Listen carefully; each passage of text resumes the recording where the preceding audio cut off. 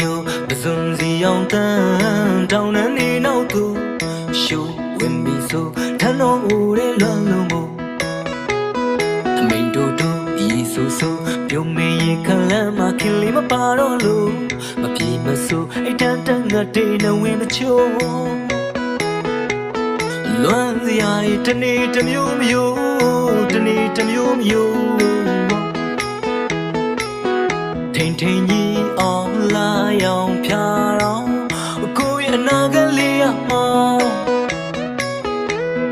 တဘာဝရဲ့လာရီတော့မေးချင်တော့တဲ့ဖြစ်လေးပြင်းရဲ့လွမ်းရောင်ဖန်ဆောင်အတေးရဲ့ပကြီးကလေးမြင်ရောတဘာဝ